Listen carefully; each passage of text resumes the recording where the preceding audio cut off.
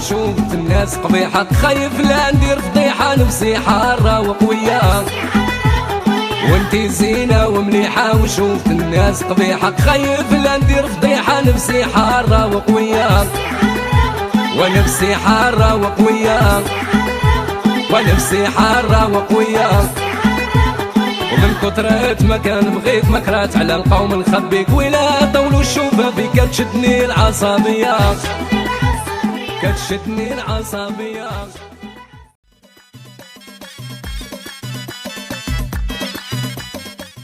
معكم الفنان مصطفى نجم دكالة، مغني شعبي. بدأ مسيرته الفنية سنة 2004 2005، وبدأ مسيرته الفنية في الأعراس والحفلات سنة 2010 2012.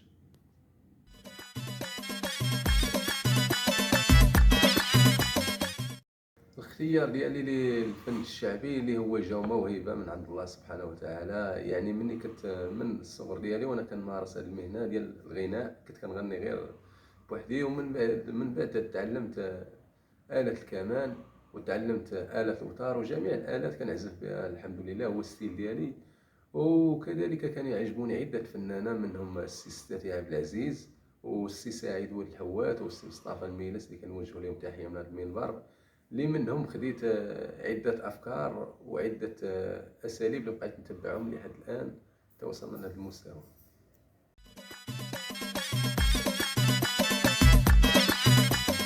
الجديد ديالي الفني هو واحد العمل سجلته عند استوديو عزيز الغيتومي اللي هو كوفير ديال السي سعيد ولد الحوات اللي كنوجه ليه التحية من هذا المنبر.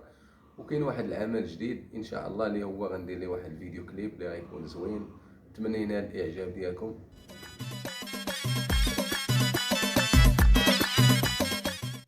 المشاركة الفنية شاركت في مهرجان جوهرة اللي كان عبارة عن مسابقة ديال المواهب سنة 2018، وحزت على الرتبة الأولى في الصنف الشعبي. ثم شاركت في مهرجان اتصالات المغرب الجديدة، ثم شاركت في مهرجان مولاي عبد الله أنغام سنة 2022، ثم شاركت في مهرجان أنغام وعدة مهرجانات أخرى.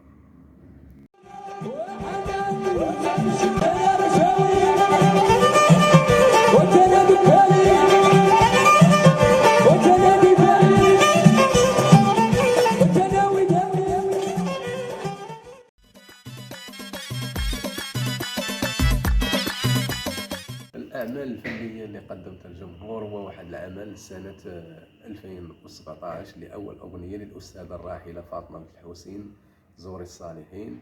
والعمل الثاني اللي قدمته هو من كلمات وألحان ديالي اللي هو فيديو كليب عرفتيني نبغيك. وعمل ثالث اللي هو ما القليبي كيضرني، وعدة أغاني وعدة كلمات.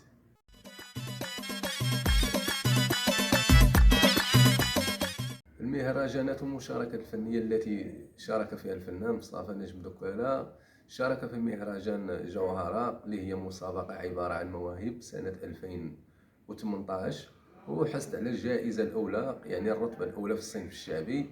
وشاركت في مهرجان اتصالات المغرب، وشاركت في مهرجان الشواطئ المدينة الجديدة ومهرجان أنغام، وشاركت في مهرجان مولاي عبد الله سنة 2022.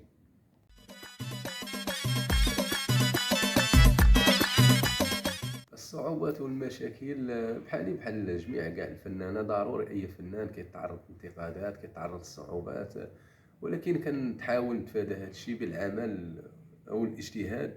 ملي كتحاول دير شي عمل واجتهاد كتحاول تفادى هذه الصعوبات وهذه المشاكل.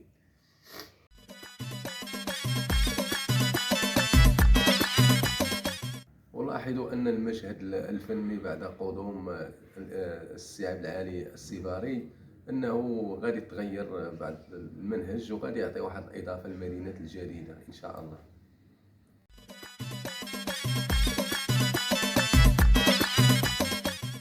كنشكروا مازا كان بوست على هذه الاستضافه. خويا بشعيب النفساوي، تحياتي وتقديري.